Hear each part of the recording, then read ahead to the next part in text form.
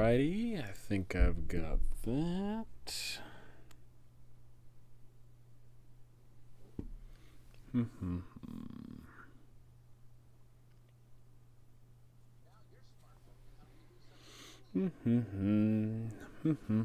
Always looking, always trying. Oh.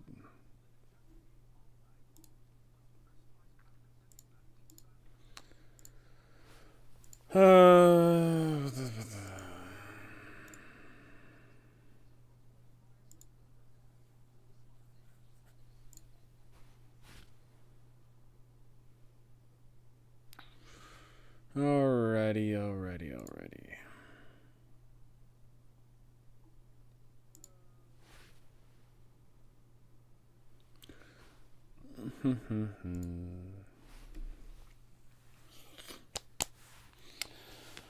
Alrighty, always setting things up. Always checking to see if anything's actually working. Because I got no clue what I'm doing. I just work here. Alrighty. What else do I need to look at? Okay.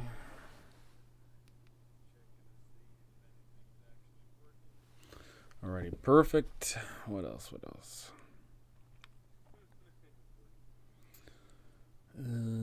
Golly.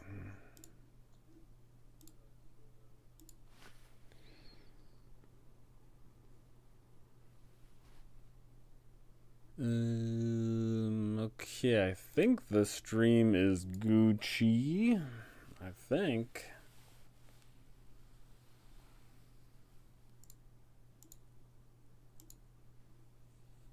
Right? Seems like it's working for me.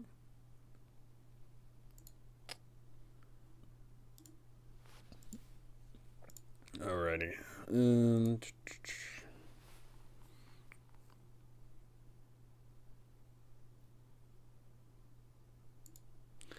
Alrighty, I think everything is up and running.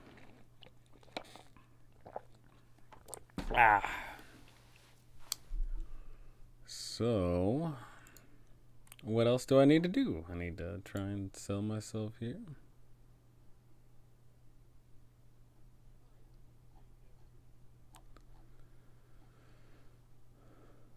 Okay. I think I'm Gucci. Woo! Hi, howdy ho, everybody. Hello.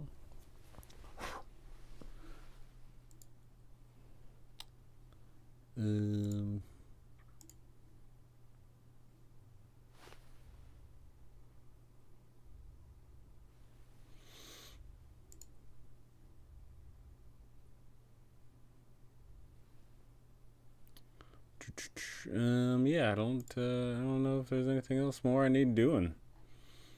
I don't think, anyway.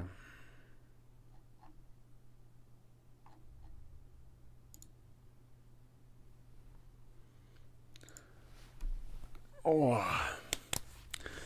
Alrighty. How's it going, everyone? Welcome. So the real question is, what is on the agenda today? That I don't know. I have been super busy as of recent, and I'll talk all about that momentarily. Been super duper just packed with life and work, especially the work. I've just started a new job, so that's been a blast.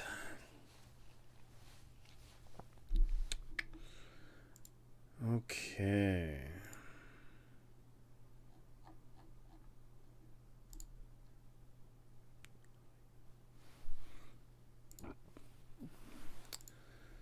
Alrighty.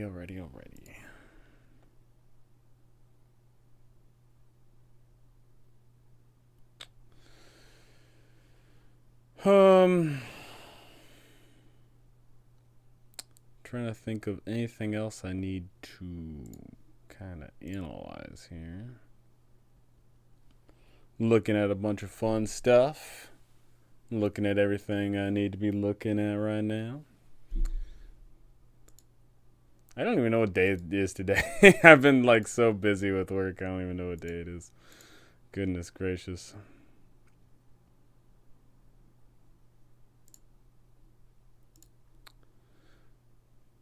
I've been just so incredibly out of focus in regards of my everyday life. I don't know when the weekend is. I don't have a weekend anymore. I don't have a 9 to 5 Monday through Friday job anymore. I've got a job that keeps me just all over the place.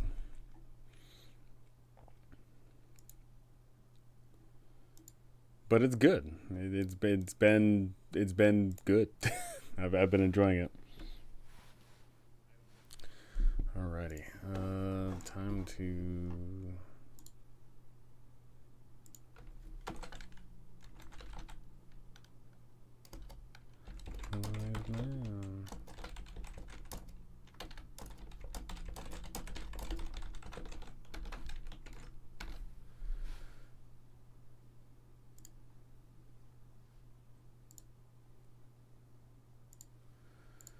And now to try and send this out to some people, because why not? Why not?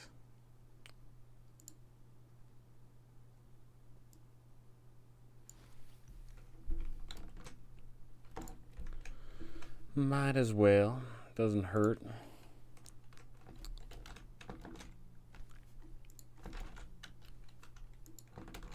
Did I controlled seed, but it didn't work unless I controlled feed. That might be what happened. That might be.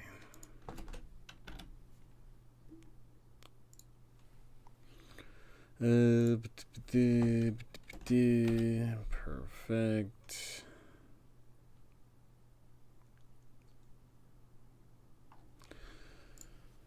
Alrighty.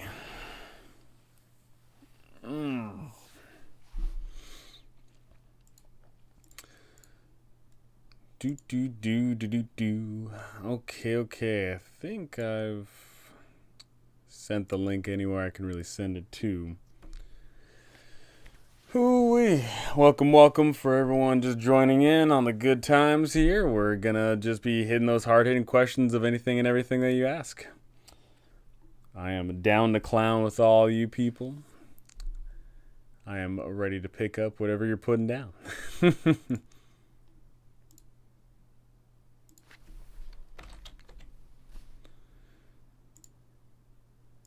Goodness gracious.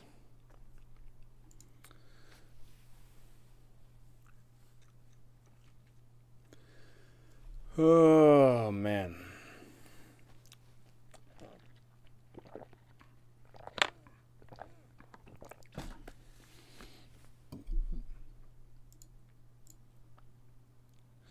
Actually, I was wondering if I could show something else on stream too. Let me see if I could potentially do that.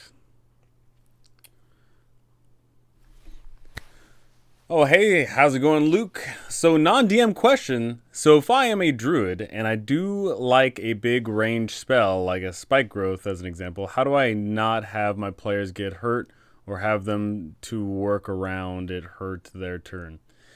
So, if I'm a druid and So, specifically in regards of spike growth, that one is very much so an area denial tool. Whenever you cast it down, it doesn't do anything natively. It only hurts if people walk through it, right? So there's a number of ways you can go about approaching that. If you lay it down right on top of yourself, you could just sit there and stand still, and if anybody wants to come to you, then they take damage, right?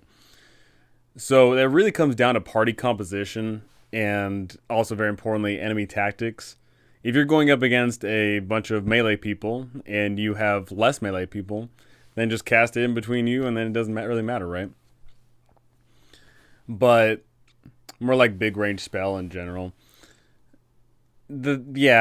Ultimately that really comes down to the general consensus on where combat is taking place. Like, if combat is always taking place in a 25 by 25 square grid in the middle of an open field, you know, eventually the two forces are going to clash in the middle, and then it just become like eventually you just can't cast spells unless you hurt the homies, and that's kind of the balance around them, right? Like Fireball in particular being the classico big range spell, that one is overpowered. Just flat out, it is. It is one of the strongest spells per cast. And one of the balancing acts of that spell, for even as strong as it is the fact that, you know, you can't use it in every single situation. Depending on, you know, like, it's always circumstantial, of course. But, like, it's good. It's good to have spells that... It's good that spells aren't universally good, right? Like, it's good that Spike Growth can't be used in every situation, or else it'd be the go-to. It's good that Fireball can't be used in every situation, or else it'd be too good. So, what I would say is, you know, just don't bank on any one spell. You know what I'm saying? Like, Spike Growth is very much so one of those spells where it's a great area denial tool if you're going up against a certain kind of foe. But depending on the terrain, like if it's a tight corridor and there's enemies at range at the other end of the corridor and you've got a bunch of melee guys, then of course Spike Growth is going to suck for you. And that's a good thing, right?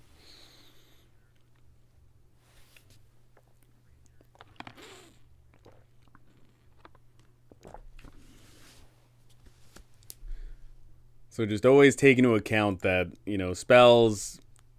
no one spell should be the be all end all. Not they shouldn't.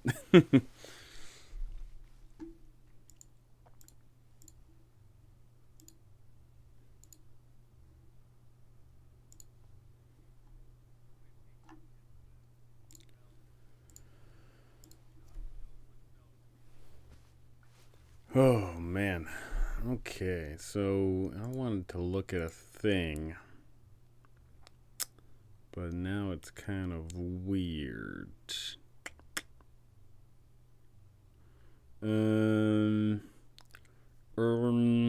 Kermit Frog here.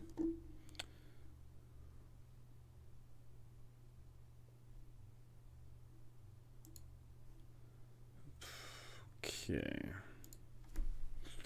Got it. Alrighty.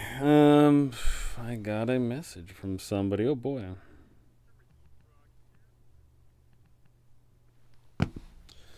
Welcome anyone joining in. Welcome.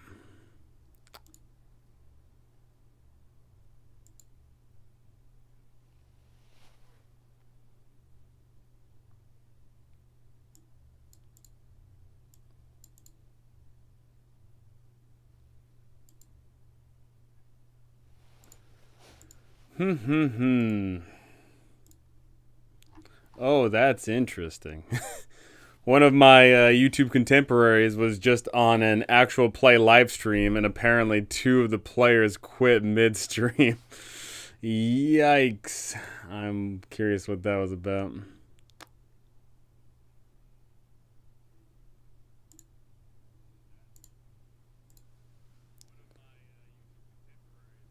That's probably not a good thing.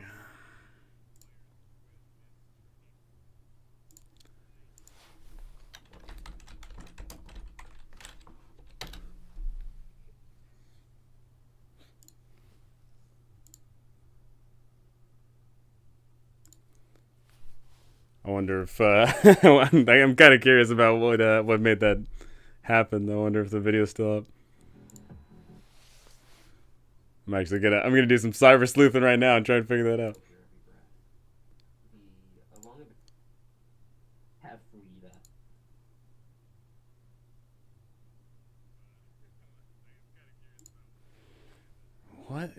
What could happen? And no, I'll try to figure that out later. Okay, that's something worth investigating later, though.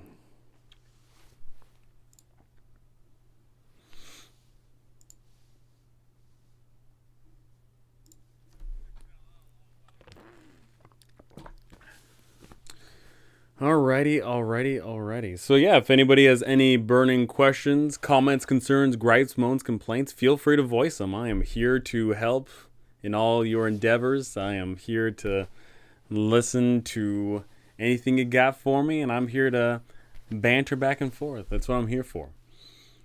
So right now, in regards of like what I'm doing in particular, is I'm working on a bunch of writing projects right now. I'm writing up several adventures, and once I've written them all up, then I'll have to start like doing all the commissions for art and whatever else. Um, but just a lot of things are going to take a lot of time, and I've been slowly acclimating to my new job. Not slowly, I mean, I only just started my new job a week ago, so it's been pretty fun. I really like my new job, and then holidays. Just the holidays are always busy with families, so family's always getting in the way of my writing, and as they do. So I'm really looking forward to a little break in between and trying to finally get some of my projects completed here.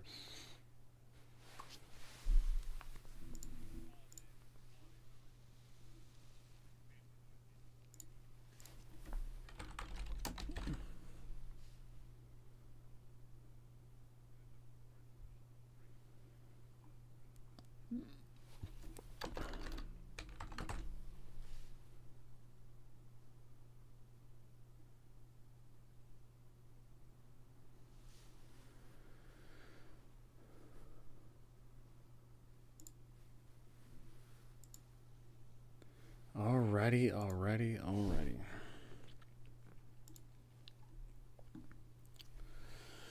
Goodness gracious. Oh. And because of my new job, I've been getting up extremely early, even in my off days.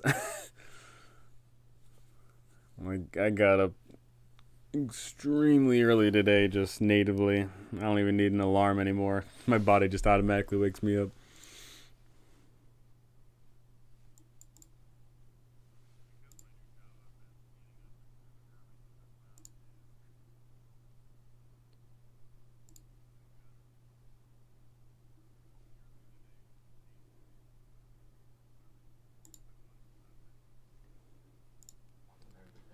All right. With that, let's have our quote. The same creature.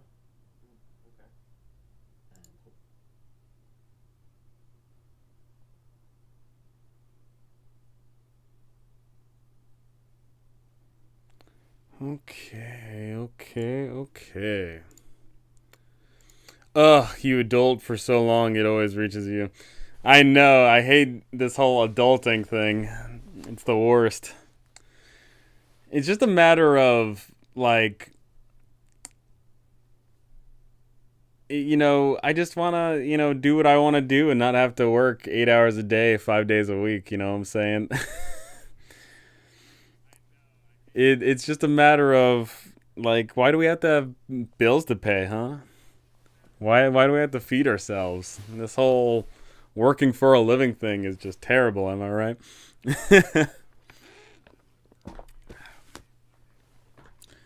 It is just the worst. How's it going, Matthew? How's it going? Yeah, I mean, the thing is though is that like I started my new job a week ago, and I think I'm decent at it, and I like it. So that's like already a winning combo for me. Because unfortunately, YouTube and freelance writing don't pay the bills all the time. YouTube in particular. If we could only be Matt Mercer and do this for big cash. I man, I have done professional DMing. I have charged players for DMing, and like I did the math on it, right? And in fact I actually know several professional DMs. You have to run a lot if you are only getting money from those players and that's it to make like an actual living. Like someone I know personally, they run 10 paid games a week to pay the bills. And that just sounds like way too many games for me. And then conversely here, of course, you got Matt Mercer, who just runs the one publicized game. I don't know if Matt Mercer does any private games or not. I've got no idea. But they were the highest, earners on all of Twitch, and that's huge. They were getting paid hand over fist just from Twitch alone, and that's not including all their sponsorships. That's not including all their merchandise. That's not including Amazon, showing off their new show. That's not including any of that, right? So, man, those people, and not like that, but that's not even their actual job. Like, most of them, like, I think, like, first and foremost, are voice actors. Because if you play any video game or watch any anime, there is, like, I think a 9 out of 10 chance that one of those people is in it. Like, it is astonishing. If you play a double or triple A game, or if you watch any anime, like, there's a decent chance it's one of the Critical Role crew. Sponsorships and podcast. I wish my players would let me stream our Strahd game. I'd love to get my feet out there in the D&D online community. Yeah, that's another important thing too, is like it like, for as good as Matt Mercer is, as much as people love to brag about how awesome Matt Mercer is, it wouldn't matter if he was the best DM on planet Earth forever and all time if he had okay-ish players. The fact of the matter is, the only reason Critical Role got traction is because it was a combination of the DM and the players. And so, as you just mentioned, your players don't want to, be on stream. And so, once again, it doesn't matter if you are the best DM ever of all time whatsoever. If you can't stream it, you can't stream it, you know what I'm saying? So, it's definitely, like, there's a lot of pieces that need to connect to have that, thing going on. But in your case, what I would suggest is, like, yeah, so your players don't want them streaming their Strahd game. It sounds like maybe you should, like, get together a little pickup crew and maybe stream a one-shot here and there and everywhere. Which is something I'm going to be doing pretty soon. I'm going to be doing either some live stream games or I'm going to be recording some games of my own. Oh yeah, plus the fans sending money directly with the Kickstarter. Oh my gosh, that Kickstarter. That Kickstarter was massive. Massive, massive, massive. Especially Travis. Oh yeah. Travis, I don't watch too many anime in English, but every once in a while I do. And one of the ones I did watch was Full Metal Alchemist, and that's got Travis and it's got Laura in it. For me, I absolutely love CR up until this season, where it's very obviously commercialized. I have not watched the newest season. I cannot say if it's commercialized or not, but I feel like I don't know how they couldn't, you know what I'm saying? Like, the first game was truly a home game that just spawned into, the streaming world. And then the second game was their debut of the streaming game from the ground up.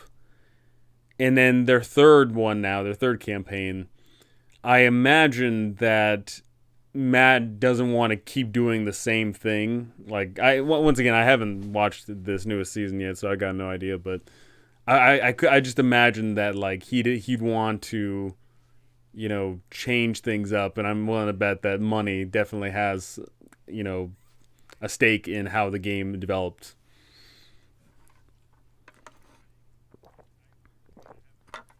I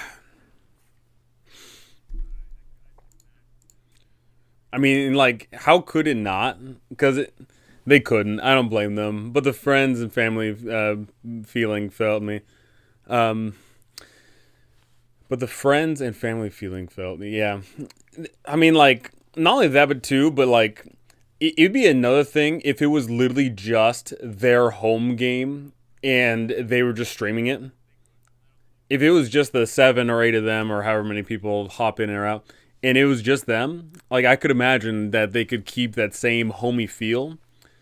But the fact of the matter is, they're a company now. They have employees. I think I heard there's somewhere between, like, 30 to 50 people working for them, right?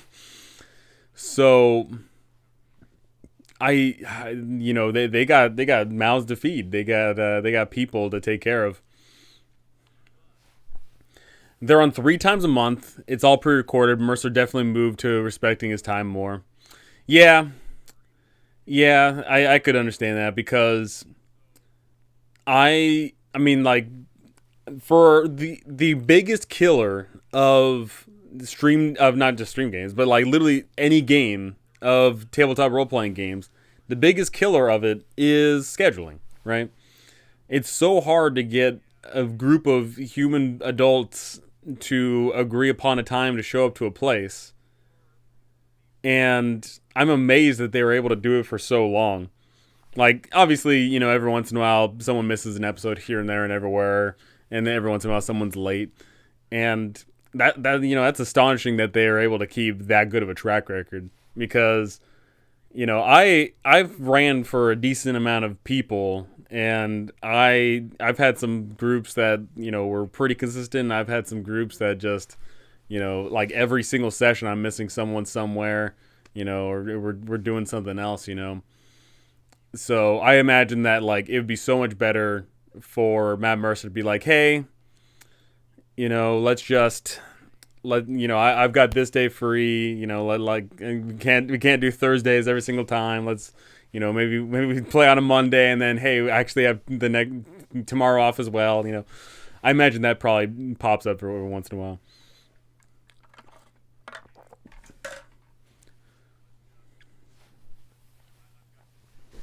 Worst BBEG is schedule, absolutely. That's it's just a shame, really, because like I personally didn't get into tabletop role playing games until I was an adult. And I could just imagine if I had been a kid if I would have been a kid when I got into tabletop role playing games, I would have been playing like every single day. I would have been playing with all sorts of different groups of friends. That would have been so baller, but I didn't happen to know anything about tabletop role playing games at the time, so it's unfortunate. And then nowadays, now everybody's got kids and work and school and family and this and that, and it's just all the time people are calling out of a session and people are missing this and that, and it just sucks. It's hard to get just 5 human adults to sit down at the table and play a game every once in a while. I have a rule at my table. Coming is default. You have a set date, set time, and you show up every time unless you have a reason to cancel. Then you inform me in a timely manner. Fair enough. I'd play most times of the week as an adult, but like we said, we got work. Yep. I mean, like, the thing is, too, is that, like, specifically for a group that I'm running for right now, 2 of those people have a rotating schedule in their work thing where like they can't work or they what the heck where basically like the 2 of the players have a Monday through Friday 9 to 5 kind of thing, but then the other 2 they have like oh, this week they work Monday, Wednesday, Friday, and then all of a sudden the next week they work Saturday, Tuesday, Thursday, Friday, and and like it's so annoying that like some jobs purposely just have these weird wonky rotating schedules where you can't plan around. It's freaking terrible. Like I hate that like there's a whole bunch of jobs that do that. My job in particular that I'm taking right now, I know my schedule 3 weeks in advance, which is nice, but it's still kind of over the place. But I can swing either a morning game or a late game depending on the schedule, so that's nice.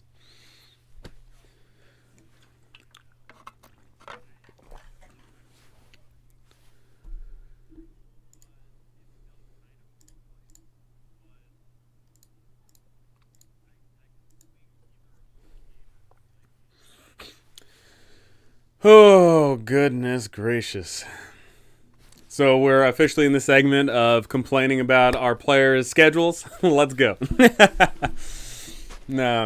I mean, it sucks, because it's like, from a DM perspective, it's like, well, I'm here, and I'm the most important person, so like we can play a game, right? But it just sucks that like you always want to have the most, of everything, and just it's not how the world works. It's just not fair. It's just not fair. One of my games ran for 4 years. The other had been a group for 7 years every other Thursday at 18:30. Yeah, that sounds dope. Like, when you can get, like, when you can just plant your flag in the ground and say, hey, I'm running a game at this time. Be here if you are constantly going to be here. Like, that's great. But what ends up happening a lot of times is you run a game for your friends. And a lot of times your friends just can't swing it all the time. Like, I personally have done that. I have ran games where I just plant my flag in the ground and I say, hey, I'm running a game, show up, to show up. That worked particularly well when I was running a West Marches game, which I plan on running in the future. I'm going to run a new West Marches style game. But West Marches style games are just fantastic if you have a community or a group of people and you want to run a game and you're not sure who's going to show up, and you can just show up and have the game and have a great time, and then next time you run a game, whenever you're available, then maybe different people show up, maybe some of the same people show up, and you can keep on playing the game. The thing that sucks about running those West Marches style games is you can lose that sense of individuality. You can lose the story beat of, oh, hey, we're going to focus on your character story of, oh, you're trying to save your uncle and, your uncle's been kidnapped and blah, blah, blah. You can't really focus too much on that too often in a West Marches style game, but you can still slip in some things here and there and everywhere, depending on how big of a West Marches group you have. How's it going, Scott? Sup, all? Hi, Scott. The last West Marches style game I ran had clocked in total 35 people, and at the height of it, I would say, like, if I posted up and said, like, hey, let's do a game, like, I had a pretty great rotation between those 30 players, like a fantastic rotation. Yeah, I ran West Marches online during COVID, but my players weren't the best at taking the initiative. In what way do you mean? I'm curious about that. What do you mean by weren't the best at taking the initiative? I'd be curious about that follow-up there. It's not a character-driven drama at that point, but a plot-driven narrative. They had low deck scores. That sounds nice. Yeah, so like, for example, when I ran my West Marches style game, it was literally like, oh, hey, explore the world. You literally don't know anything about this world. You're just exploring it. And it was a part hex crawl, part dungeon crawl. And that was that, right? Like, it was as simple as that. It was my players traveling around on hexes, getting into encounters here and there and everywhere. And it's them delving into dungeons. And that's all it needed to be.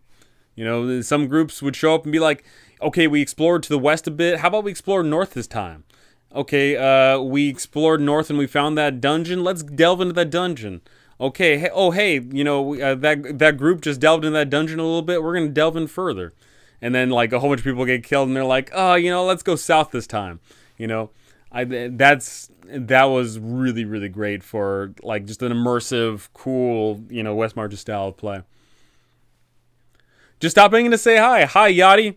Not sure when I'll be DMing again. If I had sessions coming up, I'd sure to pick your brain. Taking a DM break for now. Thanks for all you do and helped me out a lot. And thank you, Yachty. No problem. Thank you. I wanted them to form groups and ask them to have sessions, but I had planned sessions, ask and remind them to join. Yeah, so there's a whole bunch of different ways to run West Marches style games, and I know for a fact that that is one style of running the game of where the players form together and then ask the DM, hey, DM, we want to go to that place. And I know that can work, but unfortunately, but unfortunately it can also not work, right? So what I would do is I would say, hey, I'm available on Tuesday at 4 o'clock. Who wants to play? And I would do this like several days in advance. And then several people would raise their hands. And then the people who raise their hands just show up to the session. And then bada bing, bada boom, they go on it. And I felt like that way worked. It was just really seamless, right? Like it didn't require the groups to like form their own initiative. It was literally just, hey, we're showing up here. When we show up, then we decide, are we going to go left? Are we going to go right? Are we going to go to this dungeon? We're going to go to that dungeon. Hey, man, so what are some good tips into correlating a player's backstory into a main campaign? Have a player wanting to be a local chill in TOA, but don't want him to have an advantage over the party. So one thing and how's it going, Chase?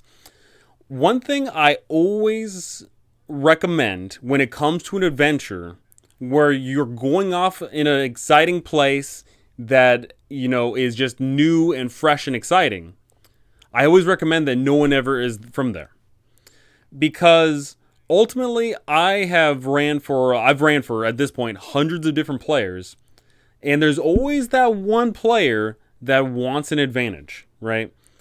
And I'm not saying this is about your player, but I'm just saying from my personal experience, I've always seen that player that says, hey, can I be from this area that we're exploring in?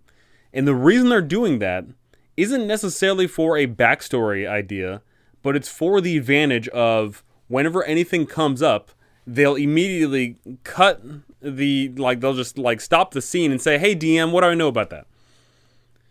And I personally like when both the player and the PC, both the player and the player character, are both on the same wavelength of not knowing. I really like that. So when it comes to Tomb of Annihilation, your players are exploring around this dangerous jungle. They're trekking around in this forbidden place, and it's harrowing, it's terrifying. And I think that's a lot cooler if literally everyone is venturing into the unknown. If you have, let's say you have 4 players, if you have 3 people venturing into the unknown and then one person standing there saying, oh, yes, I know everything, it kind of doesn't rub the right way for me. So my first recommendation is to explain that to your player and say, hey, I want this to be a game about both the player and the player character exploring the unknown. So don't have a character from this area. That's my first recommendation. But if you are okay with having someone from this area, and you, like you said, you don't want to give them an advantage, TOA is a good one in regards of you could just have them be from Port Nyanzaru, and they're just a nobody. They've never been out to the jungles. They grew up in a poor to moderate family. They had a boring upbringing. They had a boring life. They had a boring this and that. So yeah, they know Port Nyanzaru, which is perfectly fine. I think the more your players get invested in Port Nyanzaru, the better. But not knowing anything about the jungles, I think is a lot better. That is my personal recommendation. So I would just say, yeah, just no jungle information at all.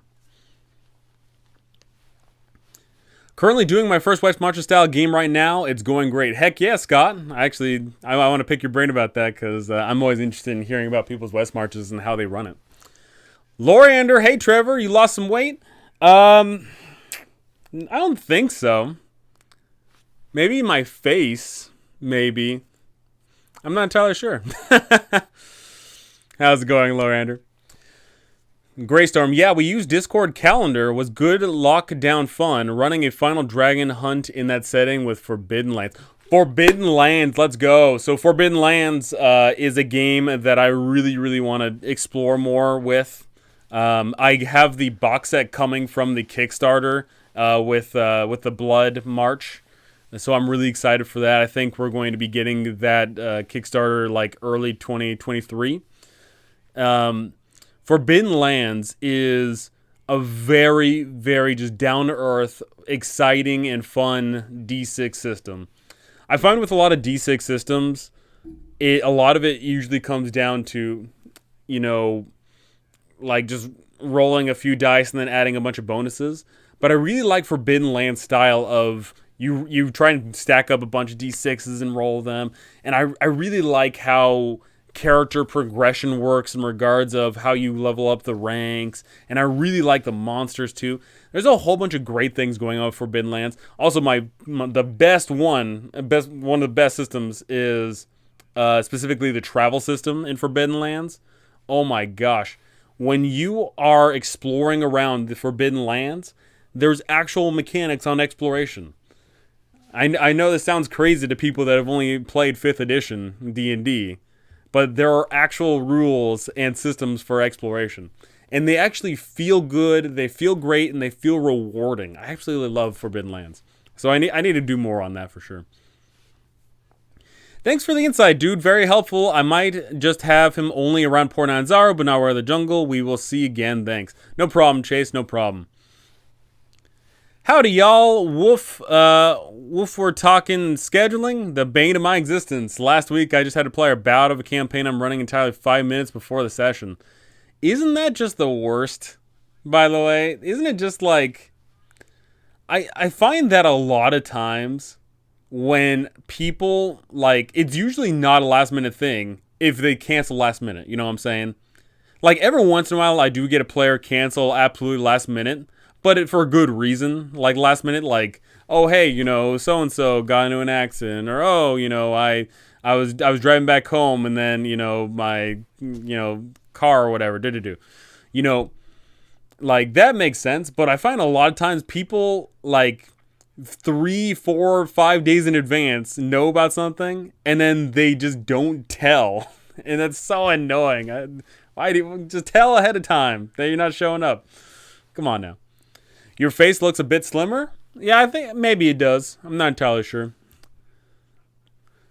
I think he got a haircut, looking good. By the way, thank you. Yeah, I did get a new haircut. In fact, actually, I didn't. I kept my own hair because I'm too poor to go to a barber because barbers cost $40 these days.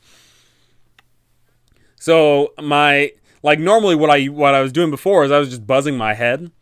But my new job, I wanted to look a little bit more respectable than just having a buzz cut. So I tried doing it myself, and I did a fade up on the back, and I cleaned up the sides, and I kind of styled the top, and so I'm digging the hair so far right now. I'm digging it. Alrighty, we are going to be 12 to 15 people on the group. If people are cool with doing it in English, and I think they are, join us. Heck yeah, dude. Doing the Isle of Dread. Oh, perfect. I love Isle of Dread. I only have 4 players, so they don't vary much. But it's a hex crawl and is the reincarnated reissue of the module.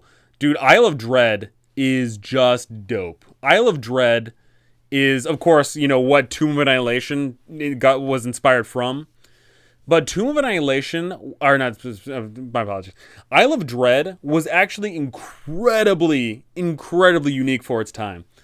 So, like, delving back into the history of adventure modules, specifically looking back at the Alphabet series of the advanced and the basics and the, you know, the experts, you know, the A, B, C, Ds, you know, all that fun jazz. Isle of Dread was so refreshingly unique. It didn't take place on the mainland of that world, which was Mystara, you know, and what was also very, very cool was it didn't have, like, like, Isle of Dread does have, like, sort of, like, the central plot of you want to go to a specific place, but there's so many things to do on that island that it doesn't need to be just that. And it is just, like, Isle of Dread is just, like, such a classic, like, I always think of the original King Kong of, you know, hopping on a boat and going to Skull Island, you know, like, Isle of Dread is like that. Except there's a bit more civilization to it, and then, of course, there's also the pirates floating around as well. But it's just, like, I love Isle of Dread so much. We are trying a bit of the Forbidden Lands traveling rules. I'm designing my own. Heck yeah. Forbidden Lands, as mentioned before, fan-freaking-tastic travel design. You know, you basically, a quick little synopsis of the Forbidden Lands traveling rules include things of you nominate people to do things. You have someone in the party who's the lookout. You have someone in the party that can forage. You have somebody in the party that can do this, do that. And everyone has a base level of anyone can do anything, but when you level up in Forbidden Lands, you can pick up skills that make you better at things. So like a per example being anyone can fish. You know, anyone could like pick up a fishing pole and start fishing. But if you take up feats to become a better fisher, then you can succeed more readily and you don't fail as often, and failing is really bad because failing can like incur some like penalties or you take damage or whatever. So like it's really rewarding that like you can specialize in the party. You can say, "Hey, gang, I'm going to be the party chef. I'm going to be the cook of the party." And so I'm going to cook things, you know, and then someone else says, "Oh, I'm going to be the scout. I'm going to be the one that's on lookout." And it's so cool that you get feats that aren't just directly related to combat. You can get feats that help travel because traveling can be just as dangerous as combat if you're not careful. Like, God dang, I love Forbidden Lands travel so much. An advantage of having someone there is from an area. It can be if your party gets sidetracked or if they're not progressing, you can give a small helping hand to the player using the background to push them the story. Yeah. So in regards to like the TOA one, the one we were talking about, where if you're from Chult, having a player from Port Nyanzaru, like not giving them an advantage, but in fact maybe even giving them a disadvantage, could be something along the lines of maybe they've like stepped on the wrong person's toes, and now the whole party is getting wrapped up in like, you know, political affairs. Maybe it is one of the beggar princes or one of the merchant princes, or maybe just some bookie, you know, like that could be an excellent tie-in of, oh hey, you know, your backstory doesn't give you any benefits. In fact, you know, maybe it incurs some penalties. You know, like I dig that for sure. Good job, looks good. Thank you. I am having a Forbidden Lands online the 18th December and then Dragon Hunt between Christmas and New Year's. Heck yeah. I fell off the stream there. Guess you talked about my redesigning, but yes, it's cool that it's an important part. You can get talents. Yeah, I mean, the fact of the matter is, the core of tabletop role-playing games are the three pillars. You have combat, where you are going up against dangerous foes and it's do or die, you versus them.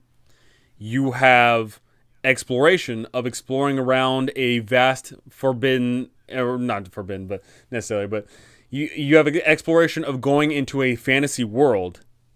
And then you have the social interaction of dealing with the inhabitants of that world. That is the core principle and basis of tabletop role-playing games, even from day one.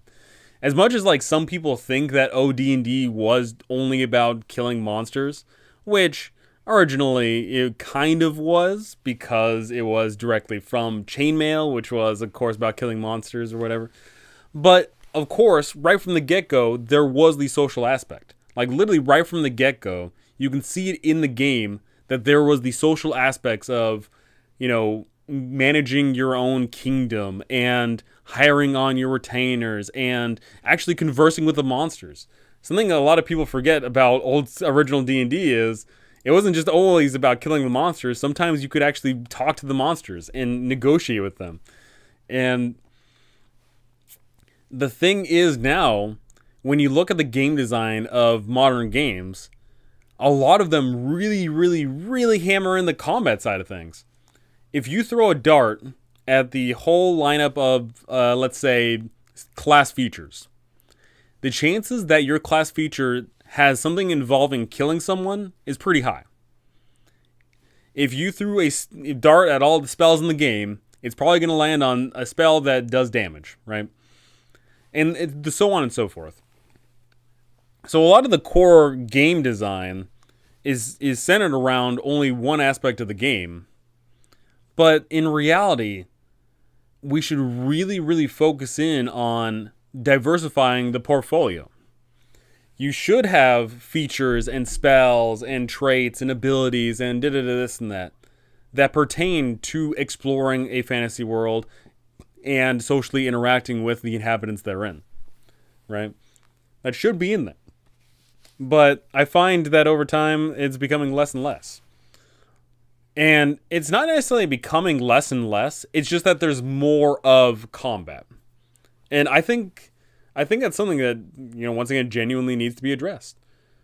And in fact, actually, to some degree, it is being addressed. Like, if you actually look at the 1D&D playtest, they have in there, they are having a new action in the game, and I believe it was called Coerce. I'll have to double check again, but it was pertaining to talking to people and making them do things.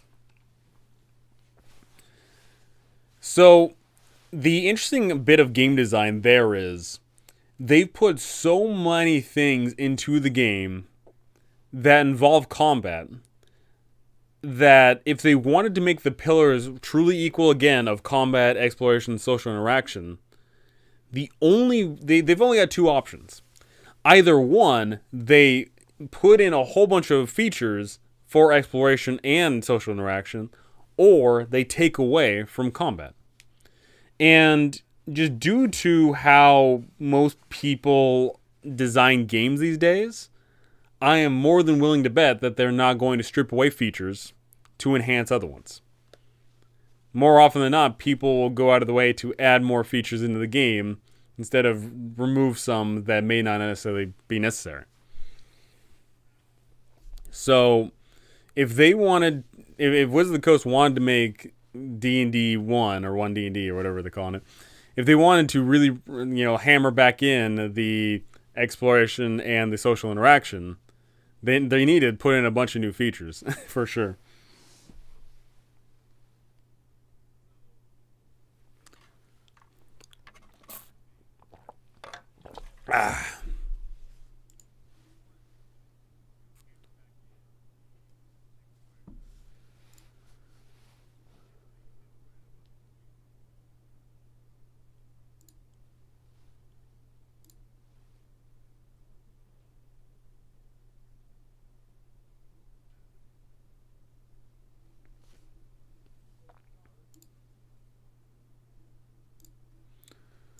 Oh, goodness gracious.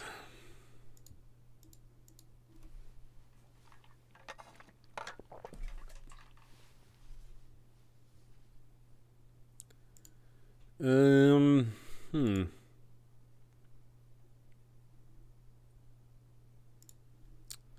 Man, I'm so curious, about that streamed game, though. I want to know what happened.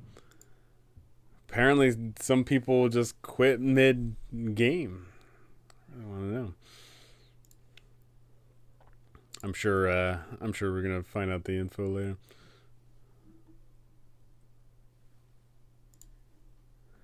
I'm sure. Alrighty.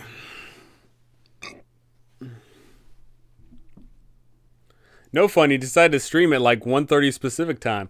Yeah. So my new job is no longer my new job is sporadic days of on and off, and it's been weird. So I felt like streaming today.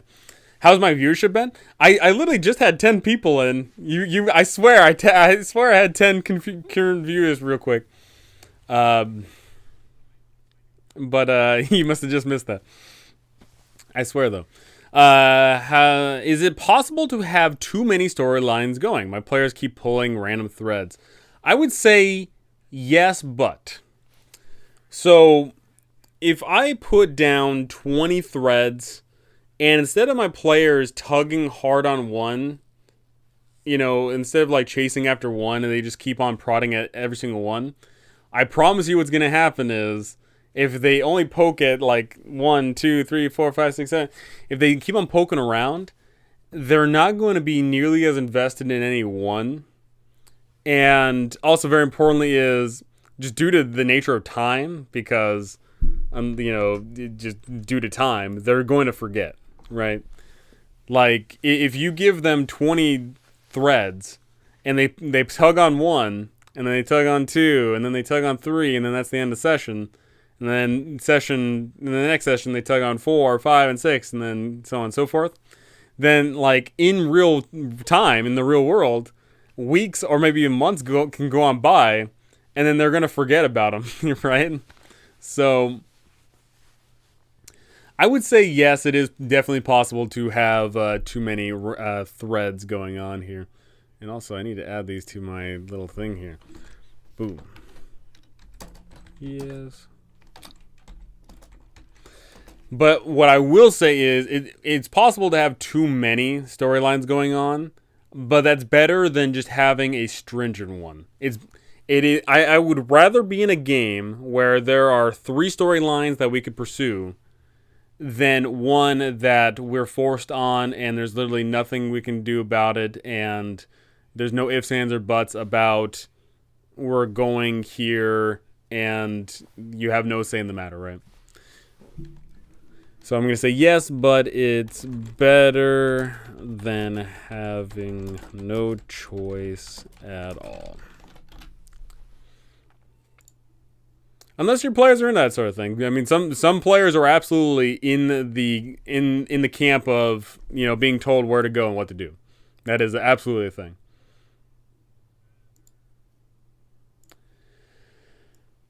What's my D&D prep playlist? Oh, that's a good question, and I will find that out in a moment here. That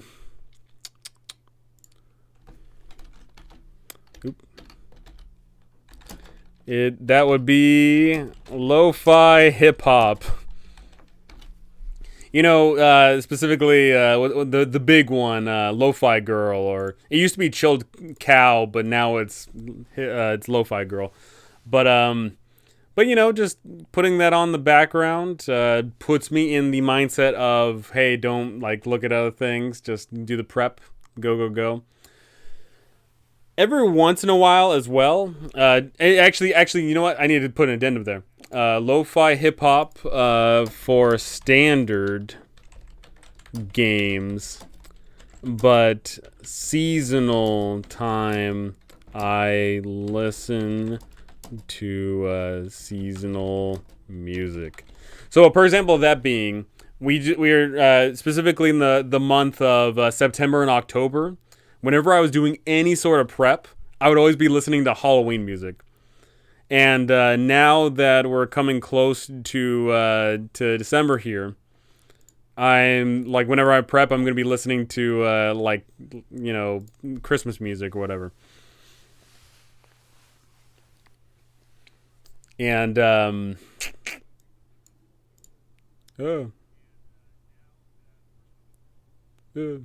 we go. So, and in fact, actually, I plan on running some Christmas and holiday-themed adventures pretty soon here. Once I get my schedule for my work kind of in order, I'm going to be planning some holiday adventures for everybody. So no railroads, gotcha. Once again, depending on your players. I listened to the Home Depot theme for 1 hour. I couldn't even tell you what the Home Depot theme is. I've spent hours in Home Depot, and I couldn't tell you what the Home Depot theme is. I'm trying to think. I've spent a lot of time in Home Depots, let me tell you. But I couldn't tell you what the music is. Maybe I'm just not in a listening music mindset whenever I go to Home Depot. If I may, I'd like to share an anxiety I've related to one of the games I'm running. It's Curse of Strahd game, and it's just a big encounter with CR9 boss and a few CR2 goons, which my party didn't have much trouble with. Now I gave them level up, and they got a legendary item, and I'm worried they'll roll over everything going forward. So, that is just the nature of 5e. Every single level up is an incredible power boost. Every single one. Like, you know, like looking for example, like levels 1 to 2, right? Like levels 1 to 2, you don't think it's that big of a deal, but it's a huge deal. It's a tremendous deal. The amount of features that some people get is just incredible. Like, for example, being the fighter gets an action surge. That's huge. So, looking at you just had a big old fight, and they were all level 6. And now they're all level 7. Guess what happens at level 7? New spell slots, new class features, new subclass features. That, and also health, I guess. But, health, depending on how much con they have, may or may not be a big deal. I am here to tell you that CR is a system that is just, it doesn't work, right? Because you have a group of level 7 PCs, but if I grabbed 100 different groups of level 7 PCs, their power levels would be just, just all over the place, right? So your group in particular sounds like they're relatively strong. It sounds like they can handle their own.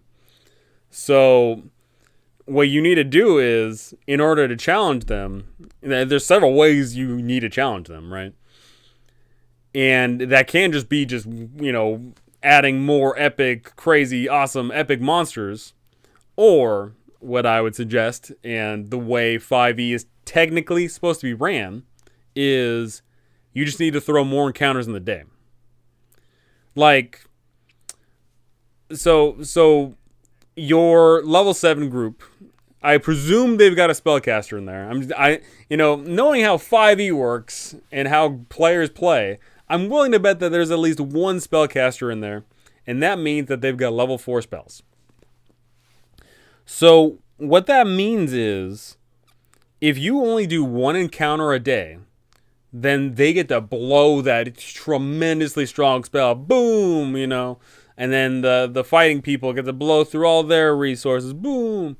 And they get to just supernova things. But guess what? You can't supernova the boss if... Oh, okay, so they have a bard and 2 warlocks. Okay, so this is a great example. They can't supernova the boss if they have gotten into multiple encounters beforehand. Because as a friendly reminder, 5e was built upon the idea that you get into a whole bunch of encounters in the day, and that slowly drains your resources.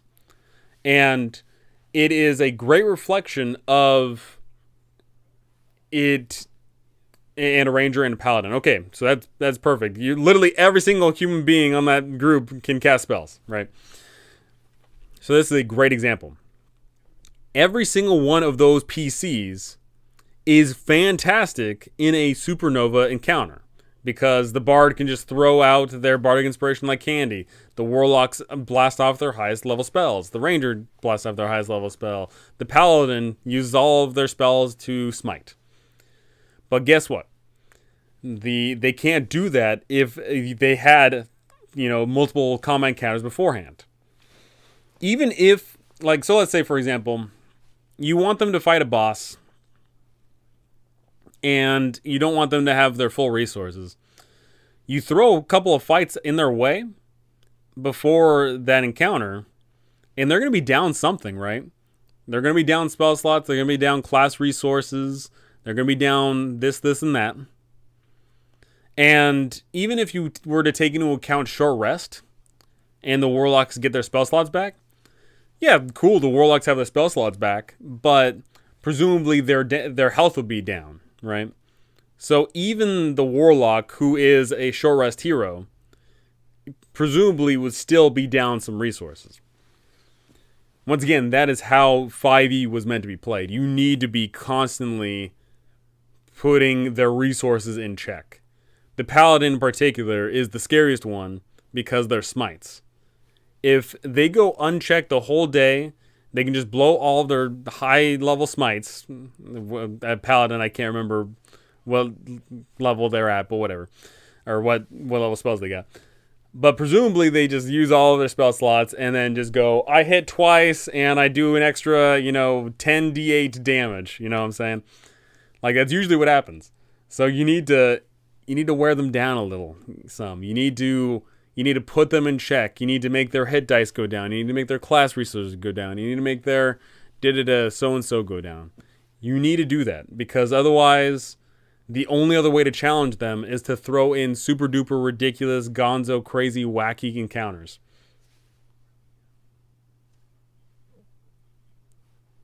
So my advice there is either super gonzo, wacky, high octane combat encounters where they're going up against super crazy, powerful things, or just multiple encounters in the day. And I need to check something here. Hold on.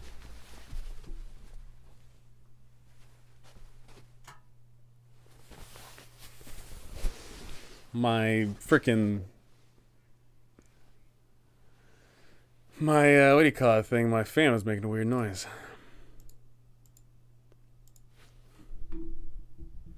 Deck the halls with laser fire. Man, I don't like that noise my fan is making. That's really weird. Between the Warlocks and the Goodberry, they have so much staying power. Haha, I did like 3 common encounters before the boss fight. Yeah, so I mean, but I might just have to turn things up at the actual last battle. Yeah, I mean, I think that the pacing of the game is just it just demands so much to challenge even tier 2 PCs, right? Because like at level 1, it's super easy to challenge a party throughout the course of the day because they have so little resources. They've only got the 1 hit die. They've only got the 2 spell slots. They've only got the this. They've only got the that. But then you just look at what they have at even 7th level, and it's just so much stuff. So much. So many hit dice. So many spell slots. So many class features. So many these. So many those. And it's just, quite frankly, just too much to create a challenging environment that doesn't feel unfair sometimes. And that's another important issue too. Is so you're coming to me about this thing here about them, blowing up the monster. My question to you is, how do your players feel about that? Do your players recognize that they're overtuned? Do your players recognize that they are, just demigods that are traipsing around the environment and blowing all the monsters out of the water? How do they feel about the presumable lack of challenge? Because if they want to run a game where it's all sunshine and rainbows and they can do no wrong and they just blow things out the water, then it's fine, right? But I'm here to tell you, not all groups want a challenge. I have talked to many people who say that they purposely run encounters where there is no actual threat involved, where the campaign is under no threat of loss. And that's an important question to ask not only yourself but your players. What is the game that you're running? I am just super weirded out by the noise my fan is making. Hold on.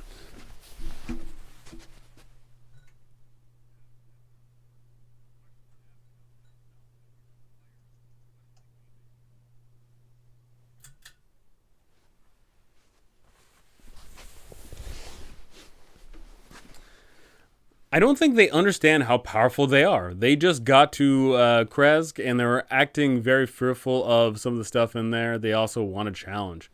So they want a challenge and they also don't understand how strong they are. So, I mean, of course, this can be handled both in-game and out-of-game. I asked them if they would be okay with their characters dying, and they specifically asked me not to pull any punches. Okay. So to that degree, then, you do have to absolutely pull out all the stops then. But now I feel like I have to add punches. Yeah, so something important to remember is all of the adventure modules are written under the assumption that they're using, specifically Curse of Strahd in particular. Curse of Strahd is written under the assumption that they are playing as player handbook classes, like just the basic player handbook. So, like no Xanathars, no Tashas, no Dragonomicon or whatever. None of those. No additional races, no additional spells, no additional this or that. It's written. The Curse of Strahd is also written under the assumption that you're not multi-classing. Curse of Strahd is written under the assumption that you don't have many magical items. You don't it is written under the assumption that you've got no magical items. In fact, so it like Curse of Strahd in particular, and many of the adventure modules are written under the assumption that the PCs are weak, but nobody runs 5e anymore where the PCs are weak, right? Nobody runs games where you roll for 3d6 of your stats. Nobody runs games where you have a negative in a stat bigger than -1, I'll say. No one runs games where, it's short rest 8 hours, long rest is a week, right? So the power level of the PCs is just high. It's so much higher than what the book expected. So you absolutely have to throw in additional things to provide a challenge. You just have to. There is no ifs, ands, or buts about it. If your players want a challenge, I promise you the challenge is not going to come from that adventure module. It's going to come from you. And it's actually interesting. So I am actually running a game of Tomb of Annihilation where all of the stats are 3d6 down the line, and it's only player handbook rules or player handbook classes, and it's short rest 8 hours, long rest is a week. And I'm here to tell you that game is terrifying, because in that game, PCs can die at the drop of a hat, because if they get exhausted, then they're screwed. Because if you and also in the rules is if you get knocked down to 0 HP and you come back up, that's one level of exhaustion. So you can't just all of a sudden like oh, I was on death's door, let me take a little nap real quick. Like, no, it's a full week to take a long rest. So it's not quite as simple. So the power level in that game is extremely low. And I find that is one of the best ways to run Tomb of Annihilation the way it was intended, as scary. Now, Curse of Strahd is actually something I'm also considering about running where the power level is low. I actually do really want to run that, run Curse of Strahd where it is 3d6 for your stats down the line, player handbook rules, short rest 8 hours, long rest is a week. Because then things are going to be scary. Like when the things go bump in the night, you can't go outside, you know what I'm saying? Like you run out of your hit dice are going to burn out eventually. And you're eventually going to, run out of spell slots. Especially for the first few levels, like, oh my gosh, spellcasters are like you cast a spell and then you lose that spell for days on end. You know what I'm saying? Like that's scary. So I'm actually curious about running Curse of Strahd and using the old school variant, as it were.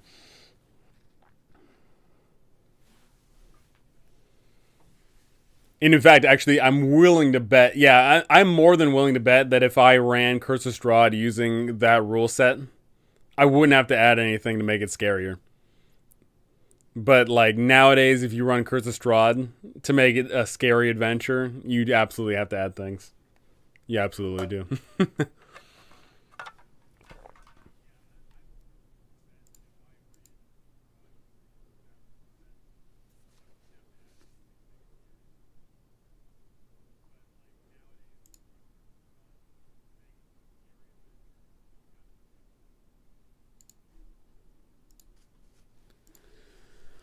Oh boy.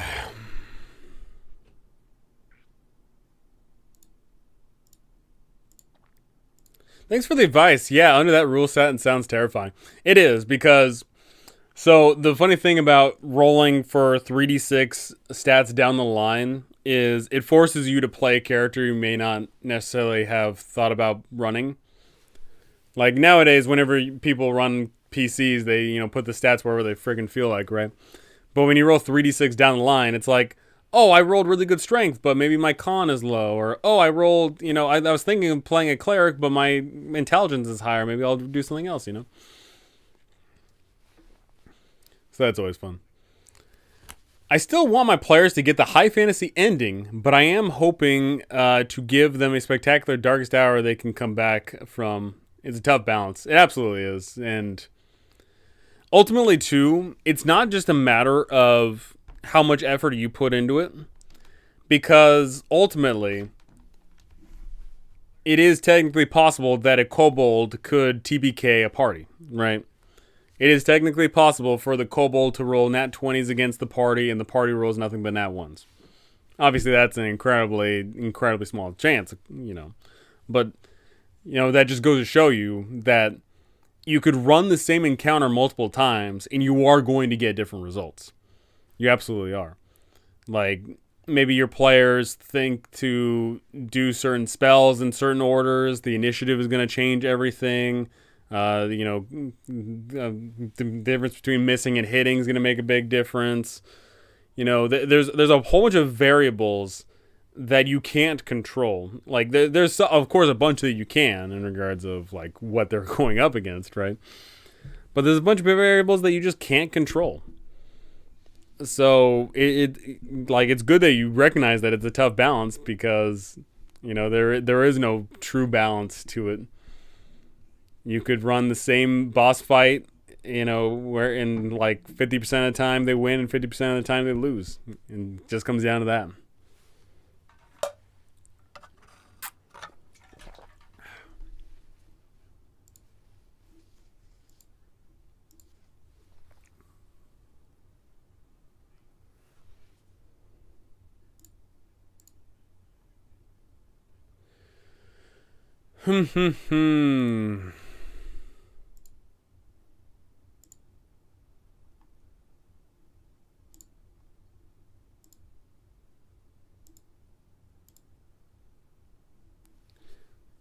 Um.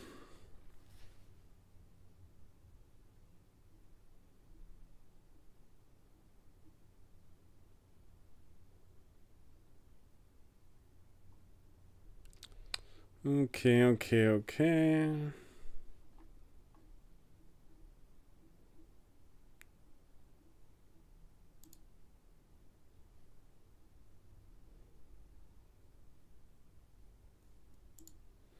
Alrighty.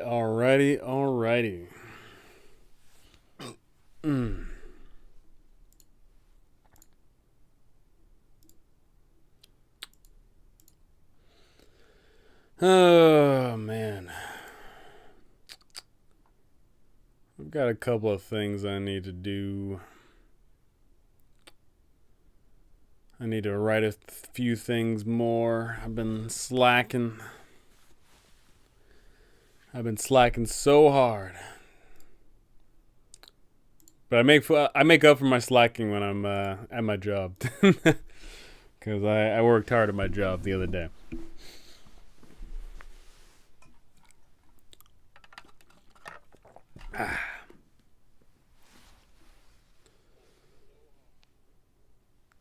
Alrighty.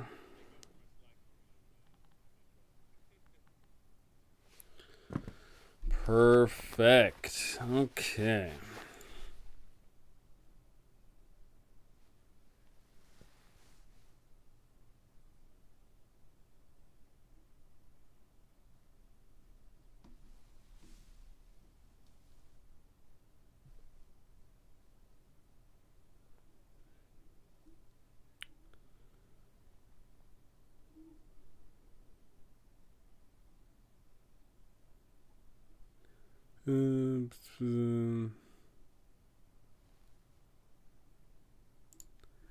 Those jobs have a way of draining you. I'm going to hop off soon, but thanks once again for letting me pick your brain. No problem. That's what I'm here for. That's what I'm here for. I wanted to, at some point, like, have a regularly consistent scheduled stream, but I've just been completely over the place with my schedule, so I couldn't do that, unfortunately. But I want to do more of these because I like helping people out with whatever questions they got. Oh, goodness gracious.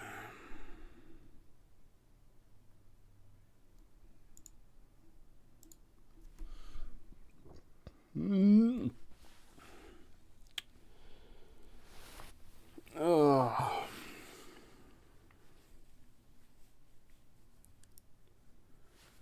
Alrighty.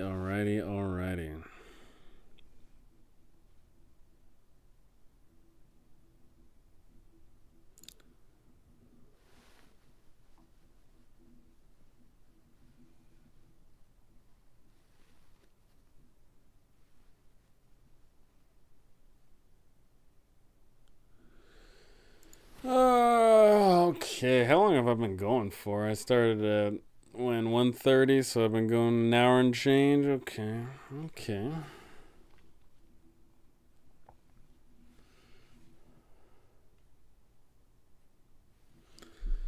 Okay. I think I'll go for just a little bit more, and then I'll bow out.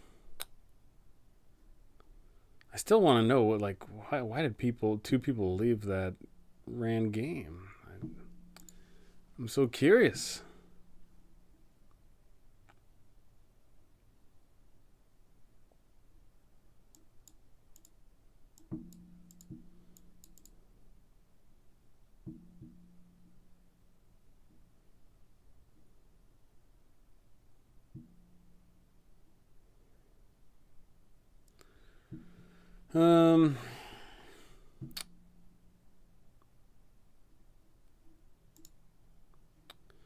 What else is there?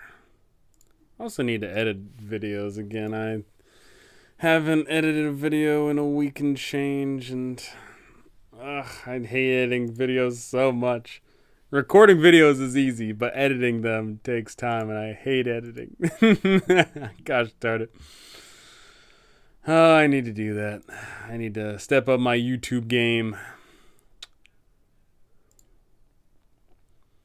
I need to get back to the old YouTube grind, as it were.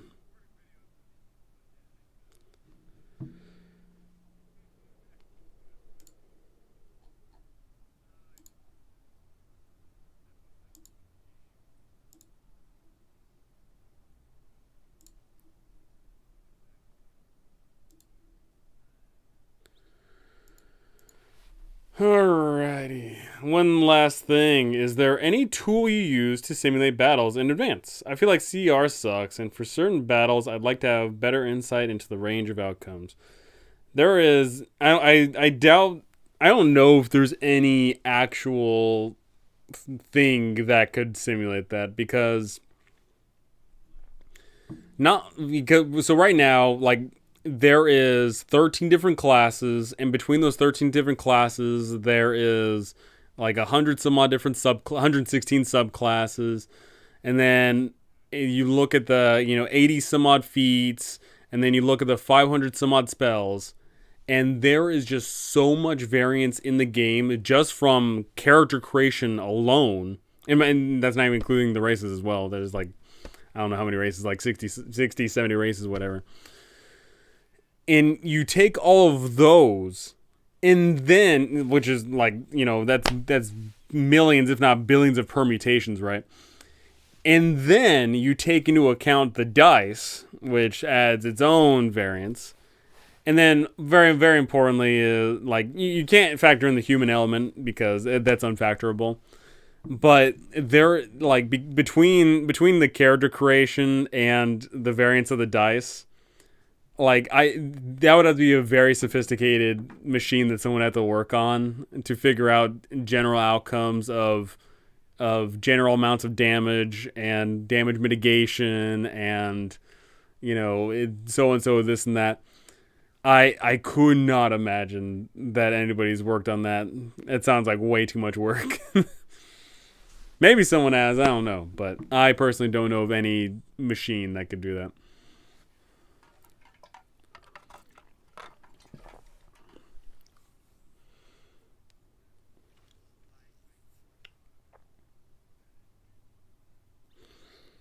And once you do, like, let's say that perfect machine does exist, like the machine says, okay, like, the PCs are on average going to do this much damage, and they're going to take this much damage, on average. And then, like, it gives you an average, and then it gives you a range of, like, so and so, this and that. And then, like, I would love to see that used, and then just see the human variants of, like, humans just going in, playing either super optimally and just, like, breaking that machine, or playing super unoptimally and just getting TPK'd on something that looked like it would barely do anything. Like, that'd be very interesting to see. I mean, I imagine that, like, someone will come up with something like that in the future, though. I imagine. It'd probably just take some time and know-how. And I definitely don't know how.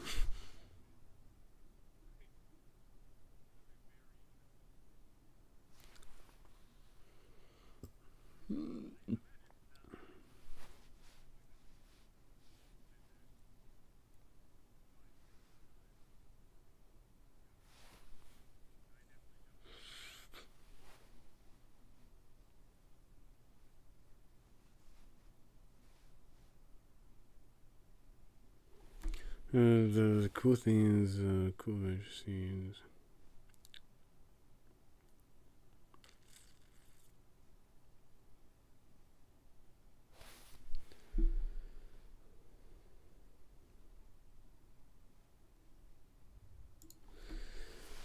Um.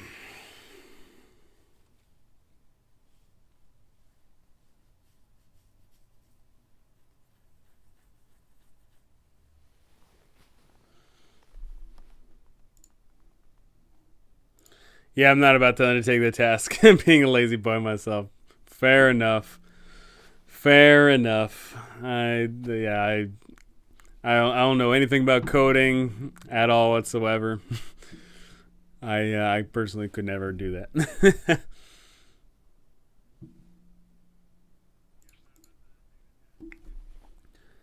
I personally could never do that.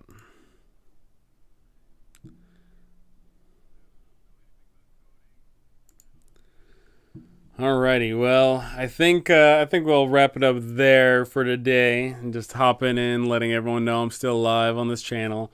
My polls do pretty decently. Every single time I post a poll, I get at least 1K votes on it, which is pretty cool. But I need to start stepping up my video making game here pretty soon, and hop back in it. Although interesting to note is across the board amongst all my D&D YouTuber peers, it seems that views for D&D have been going low. Like, pretty much everybody is not getting the views right now. So I don't feel too terrible about not posting right this second, considering that everybody's viewership is going down. So maybe that's just a trend for the holidays. Who knows? I've got no clue. I'll have to inquire more about that pretty soon here. But yeah, that's going to do it for me. Thank you so very much for watching. Thank you so much for listening, for commenting, for liking, for subscribing, for doing all those things. That means a lot to me. But that is going to do it for me. That's a wrap here. So thank you so much.